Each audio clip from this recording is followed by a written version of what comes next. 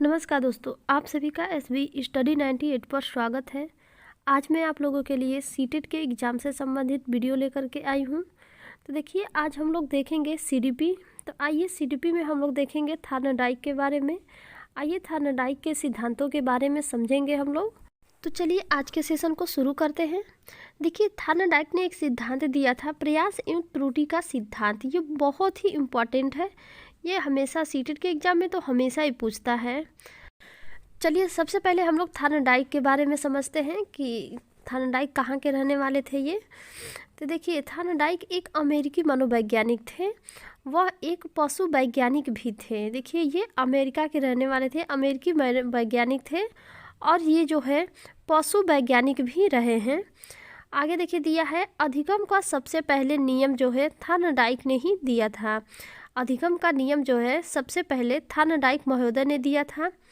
देखिए, इन्होंने एक पुस्तक लिखी थी जिसका नाम था education psychology and animal intelligence. यही इनकी पुस्तक है, तो इसको भी आप लोग पढ़ लीजिएगा। चलिए आगे हम लोग देखते हैं। देखिए, हमारी तबीयत सही नहीं है, इसलिए आवाज़ में कुछ प्रॉब्लम हो सकती है। चलिए, घबराने की कोई बात नहीं है। चलिए आगे हम लोग सिद्धांत के बारे में समझते हैं, थार्नडाइक के सिद्धांत के बारे में। देखिए, थार्नडाइक महोदय ने प्रयास एवं त्रुटि का सिद्धांत दिया था। उन्होंने प्रयास एवं त्रुटि का सिद्धांत दिया था। वो सोचते थे कि अगर किसी की उत्तेजना को बढ़ा दे, देखिए किसी की अगर उत्तेजना स्टिमुलस को बढ़ा दे तो वह उसके प्रति अनुक्रिया करेगा। क्या करेगा? तो अनुक्रिया करेगा, रिस्पॉन्स देगा, रिस्पॉन्स करेगा। और वह जब बार बार अनुक्रिया को दोहराएगा, जब वह बार बार रिस्पॉन्स को दोहराएगा, अनुक्रिया को दोहराएगा, तो वह कुछ न कुछ सीखेगा।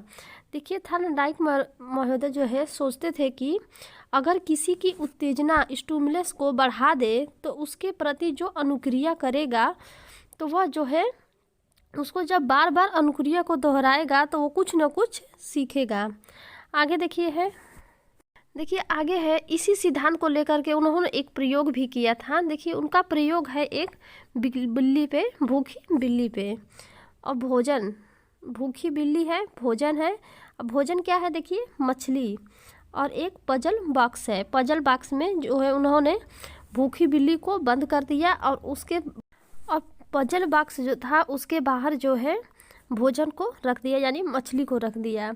देखिए, बिल्ली जो है भूखी हुई थी, उसे भूख लगी थी। बिल्ली की देखिए पजल में एक फटका था जिसपे बिल्ली का पंजा पड़ता है, तो फटके का जो दरवाज़ा होता है वो बॉक्स का वो खुल जाता है और बिल्ली भोजन को पा लेती है। बिल्ली जो है भोजन को देखती है, मछली को उछल कूद करती है।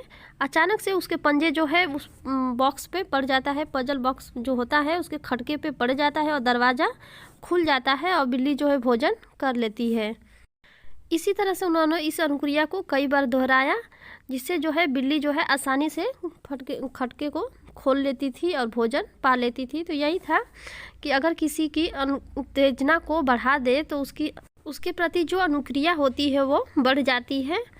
तो यही था प्रयास एवं त्रुटि का सिद्धांत। ये बहुत ही मोस्ट इम्पॉर्टेंट है, आप लोग इसको ज़रूर याद कर लीजिएगा। चलिए आगे देखते हैं हम लोग। आगे देखिए, हम लोग देखेंगे थार्नडाइक के नियम। देखिए, थार्नडाइक ने 2 नियम दिए थे। पहला नियम था मुख्य नियम, प्राइमरी लॉ, और दूसरा था गौड़ नियम, सेकेंडरी लॉ। देखिए, जो मुख्य नियम था वो 3 प्रकार का था। थार्नडाइक ने मुख्य नियम को 3 प्रकार का बताया और जो गौड़ नियम था उसे 5 प्रकार का बताया। तो सबसे पहले हम लोग मुख्य नियम को देखते हैं। देखिए, मुख्य नियम में पहला है अभ्यास का नियम। पहला जो है अभ्यास का नियम है। तो आइए अभ्यास के नियम को समझते हैं हम लोग सबसे पहले। देखिए, यह नियम बताता है कि किसी काम का हम जितना अभ्यास करेंगे उसे उतना ही ज़्यादा सीखेंगे। देखिए, अभ्यास का नियम यही है कि यदि हम किसी काम को जितना ज़्यादा अभ्यास करेंगे, किसी भी काम का जितना ज़्यादा अभ्यास करेंगे उसे उतना ही ज़्यादा सीखेंगे। तो यही आपका क्या है? अभ्यास का नियम। आगे हम लोग देखेंगे अगला नियम देखेंगे। चलिए आगे देखिए, दूसरा नियम है तत्परता का नियम। दूसरा है, देखिए मुख्य नियम में ये दूसरा नियम है तत्परता का नियम। देखिए, यह नियम बताता है कि किसी काम को करने के लिए हम जितने तत्पर रहेंगे, देखिए किसी भी काम को करने के लिए हम जितने तत्पर रहेंगे उसे उतना ही जल्दी सीखेंगे। देखिए अगर बच्चा किसी काम को करने के लिए या कोई भी किसी भी काम को करने के लिए जितना ज़्यादा हमारे अंदर उत्तेजना होती है, तत्पर रहते हैं उसको सीखने के लिए, उसे उतना ही जल्दी हम सीख लेते हैं। एक सीखने की लगन होती है तो उसे उतना ही जल्दी वो काम को सीख लेता है। तो यही आपका तत्परता का नियम होता है। आगे देखिए दिए है तीसरा नियम है प्रभाव का नियम।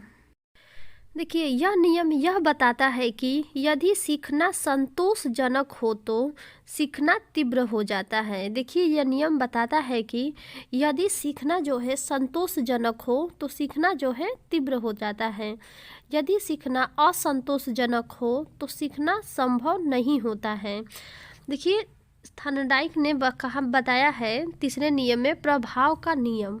इसमें देखिए अगर किसी काम को हम संतोषपूर्वक सीखते हैं तो उसे जो है सीखने की जो क्षमता होती है वो तीव्र हो जाती है।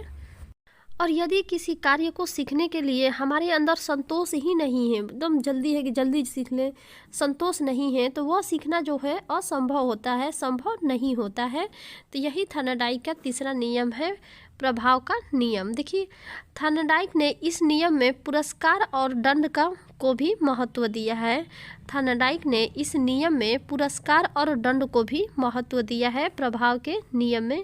तो ये रहा आपका मुख्य नियम के तीनों नियम। आगे हम लोग अगला देखते हैं। आगे देखिए थॉर्नडाइक का नियम में दूसरा नियम है गौड़ नियम। गौड़ नियम कितने प्रकार के थे? तो 5 प्रकार के थे। तो आइए 5 प्रकार में पहला हम लोग समझते हैं बहु प्रतिक्रिया का नियम।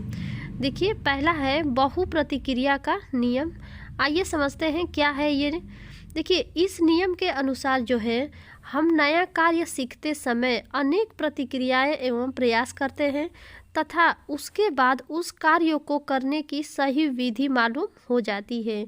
देखिए थॉर्नडाइक ने कहा कि इस नियम के अनुसार हम नया कार्य सीखते समय अनेक प्रतिक्रियाएं और प्रयास करते हैं तथा उसके बाद उस कार्य को करने की जो सही विधि होती है वो हमें मालूम हो जाती है। तो ये रहा बहु प्रतिक्रिया का नियम। आगे देखिए दूसरा दिया है आंशिक क्रिया का नियम। आइए देखते हैं आंशिक क्रिया का नियम क्या होता है। देखिए इस नियम के अनुसार हम अपने पूरे कार्य को छोटे छोटे भागों में विभाजित करके करें तो यह अधिक शीघ्र ही और सरल हो जाता है। देखिए अगर हम किसी कार्य को छोटे छोटे भागों में विभाजित करके और उसे जो है अधिक शीघ्र और सरल हो जाता है। जब हम किसी कार्य को छोटे छोटे भागों में विभाजित कर देते हैं तो वो सरल हो जाता है जिसे हम जल्दी सीख लेते हैं। तो यही है आपका आंशिक क्रिया का नियम। चलिए अगला देखते हैं हम लोग तीसरा। आगे देखिए तीसरा नियम दिया है आत्मीकरण का नियम। देखिए तीसरा आत्मीकरण का नियम है। आइए समझते हैं। देखिए इस नियम के अकॉर्डिंग जो है हम अपने नवीन जो नए ज्ञान होता है उसको अपने पुराने ज्ञान के साथ जोड़कर इसे अस्थायी बना देते हैं, जिससे जो है इससे अधिक सुगम और सरल हो जाता है। देखिए आत्मीकरण के नियम में उन्होंने बताया कि हम जो है अपने नए ज्ञान को पूर्व ज्ञान यानी पुराने ज्ञान के साथ जोड़ करके एक अस्थायी बना देते हैं। इससे जो है अधिक सुगम और सरल हो जाता है, जिसे हमें आसानी हो जाती है। आगे हम लोग चौथा देखते हैं। चौथा नियम है मनोवृत्ति या अभिवृत्ति का नियम। चलिए देखते हैं इसको।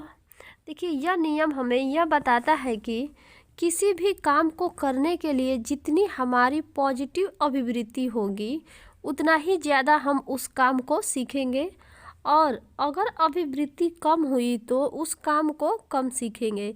देखिए इसमें यह बताता है कि किसी काम को सीखने के लिए अगर हमारे अंदर जितनी ही पॉजिटिविटी होगी उतना ही अभिवृत्ति जितनी पॉजिटिव होगी उतना ही ज़्यादा हम किसी काम को सीखेंगे, और अगर अभिवृत्ति कम हुई तो हम उस काम को कम सीखेंगे। यही आपका मनोवृत्ति या अभिवृत्ति का नियम है। चलिए आगे हम देखते हैं। आगे देखिए है पांचवा नियम है साहचर्य का नियम। साहचर्य क्रिया का नियम है पांचवा। इस नियम का अभिप्राय है पहले की गई क्रिया को अन्य परिस्थिति में भी उसी प्रकार करना। देखिए साहचर्य क्रिया का नियम होता है कि देखिए इस नियम का अभिप्राय है कि पहले की गई क्रिया को अन्य परिस्थिति में भी उसी प्रकार करना, यही आपका साहचर्य क्रिया का नियम होता है। तो ये आपका 5वां नियम रहा। तो आज की वीडियो में ये रहा आपका थॉर्नडाइक के बारे में। तो आज की वीडियो में इतना ही है। अगर आपको वीडियो अच्छी लगी हो तो प्लीज़ वीडियो को लाइक और शेयर ज़रूर करें। आप लोग शेयर नहीं करते हैं तो प्लीज़ वीडियो को शेयर ज़रूर करिएगा। हमारे टेलीग्राम चैनल से जुड़ जाइएगा। चलिए, थैंक यू सो मच। मिलते हैं नेक्स्ट वीडियो में।